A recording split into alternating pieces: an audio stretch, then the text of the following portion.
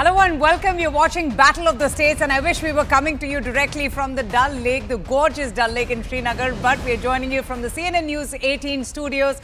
We're covering the big elections, the Jammu and Kashmir elections. It's a historic one. It's a very important one, and we're also, tracking the developments, people coming out in huge numbers to cast their vote. In fact, there's a lot of enthusiasm among the voters as well. So a warm welcome to all our viewers. Voting has kick-started in this historic Jammu and Kashmir election in Phase 1 today. Remember, the state is going to poll in 3 phases, and today is the first phase. It marks the first assembly election since Article 370 was abrogated and was revoked in August 2019. This vote is a key test of the government's policies ever since that big change had taken place.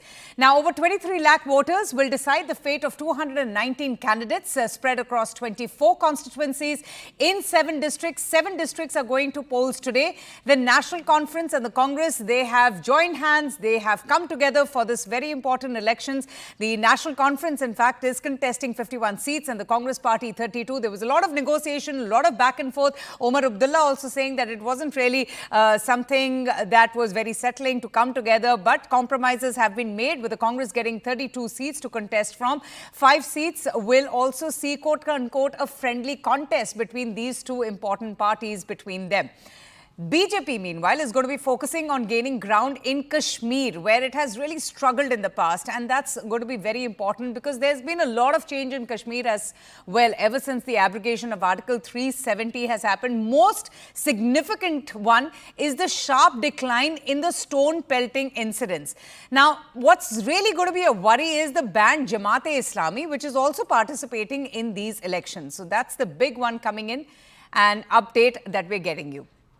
All right, now let's tell our viewers a little bit more about what is in store in these elections. And we're going to be playing these graphics for our viewers just to give you a good sense. Look at these beautiful shikaras. We've got our shikaras to tell our viewers, about the importance of not just the shikaras, which is such an important thing for Srinagar and all those, who have been going to Srinagar ever since the abrogation of Article 370. Tourism, in fact, has seen a massive increase and people have enjoyed these shikaras. So assembly polls happening after a decade, after 10 long years in the state of Jammu and Kashmir. First elections post the abrogation of Article 370 and, right now, what's really important is that there is heightened terror because we have seen an uptick and surge in terror-related activities, which has been very concerning for the security forces, especially in the Jammu region because of the tough terrain, the forested area. So the militants, they have changed their tactics and they are adopting various means to try and disturb the peace in the state of Jammu and Kashmir. So polls are happening amid renewed terror incidents. You have 24 of the 90 seat that is going to vote today. So all in all, there are 90 seats, and this election in Jammu and Kashmir is going to happen in 3 phases. As I had said before, the first phase happening today, 24 seats are going to poll, 16 seats in the valley, 8 in Jammu region. So 16 seats are going to polls today in the valley, which is extremely significant. And then you have 1.23 lakh first-time voters in phase 1. What is going to be very important is the youth participation. That is something that is going to gain prominence. Just how many youth or youngsters are coming out, jobs, unemployment, those are some very big issues. And also development. You have the BJP who have been stressing time and again not to vote for separatism, to vote for peace, prosperity, for security and for jobs, for livelihood in the state. So that is something that the BJP has been stressing on. You have the National Conference and the Congress Party who want to go back. They are vowing to restore full statehood to Jammu and Kashmir. In fact, they're saying that they'll bring back Article 370 as well. Those are some of the promises that are being made by all of these political parties. As I was mentioning about the BJP contesting on the 17 seats out of 24 seats.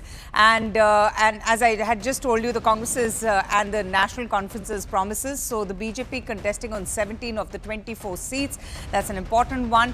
And as I've mentioned, employment, development are going to be the big factors, the big factors that will really be of prominence. So there are those visuals there, people coming out in huge numbers.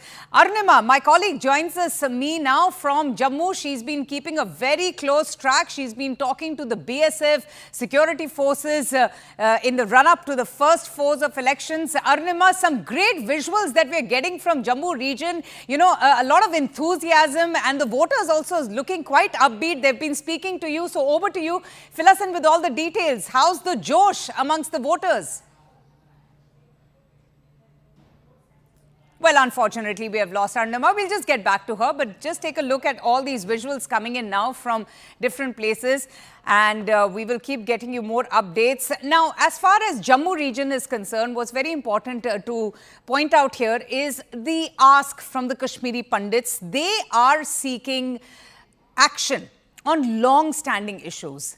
And they're saying that we want now the government to walk the talk. They want urgent action on their long-standing issues. Obviously, you know, employment is also another area which is of very big concern. Ishan Vani, my colleague, is also going to be getting us all the updates. He's been tracking the developments from Kashmir region. In fact, he just is getting us this report from Bijbihara, which is Mufti's bastion. Her daughter, in fact, is also going to be contesting. It's her first political battle. So let's just take a look at this report coming in from Ishan Vani.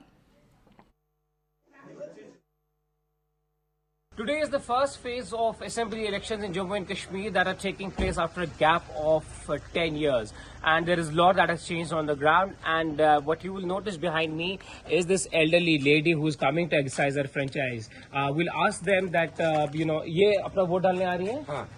तकरीबन क्या उम्र होगी इनकी? इनकी? हाँ. 90 होगी. So you see that 90-year-old lady accompanied by his family is coming to cast a vote, and this is a polling station in Bijbihara where she along with the family members have come to cast their vote. That is the beauty of democracy, and that is the beauty of the voting in these polls, because this is seeing a larger participation of people from all age groups, all genders coming and exercising their franchise. There are at least 23,27,000 voters which are participating in the first phase taking place both in Jammu as well as in Kashmir. पहली बार 10 साल के बाद आया vote डालने के लिए हम बहुत परेशानी थी यहाँ पर बेरोजगारी है यहाँ पर डेवलपमेंट कुछ नहीं है यहाँ पर इसलिए हम वोट डालने के आए और हम चाहते हैं इसलिए के लिए वोट होते हैं और इसलिए होता है हम बहुत खुश हैं हाँ बहुत खुश है मैं यहाँ के लोगों को इल्तिजा करता हूँ कि वो जल्दी से जल्दी आए और अपना वोट डाल दे हाँ इसलिए तो क्या मुद्दे हैं इस इलाके के? बहुत मुद्दे हैं हमारे पास हाँ बहुत मतलब यहाँ की बेरोजगारी है यहाँ डेवलप होना चाहिए हम खुश हैं वोट डाल रहे 10 साल के बाद हमें मौका मिला है अपनी बात कहने का वोट के जरिए क्योंकि इस कश्मीर को हम माना जाता था ये पुरअमन वैली थी हम बहुत इनोसेंट थे इस मामले में हम कहते हैं कि ऐसा ना हो कि यहाँ के लड़कों को और खुदा न खास्ता उनके साथ गलत हो जाए आज हम अपने हक का इस्तेमाल कर रहे हैं कि हमसे जो गलत हुआ है गलत फैसला हुआ है उसके खिलाफ हम निकले आज अपने मतलब राय रखने के लिए वोट के जरिए Okay, let's go straight across now to where all the action is happening. You have Ishan Vani, who's joining us from Mufti's bastion, Bijbihara, and my colleague Arunima, who's joining us from Jammu region. Arunima, I'll just come to you. Lovely to see all those balloons behind you. Ishan, coming to you, tell us about the significance of these elections, especially following the redrawing of the assembly constituencies after the delimitation exercise. Has that, you know, made the political parties and the politicians to rework their strategy, given the fact that the demographies have now changed? Well, absolutely right, and that's why you see there has been a large groundwork that these political parties have done, because redrawn constituencies have been redrawn. There's a lot that they need to do, and there's a lot of work that they have to do, because this election you don't have a poll boycott, you don't have a hartal. Generally, BJP would allege these regional political parties that because of the hartal they would have certain percentage of vote and win those constituencies. But I'll take you directly to these visuals. My Vijay Bashir will show you there are long queues of young and old. Many of them are first-time voters. And generally what would happen because of the boycott or hartal or shutdown or fair, they wouldn't come out to vote.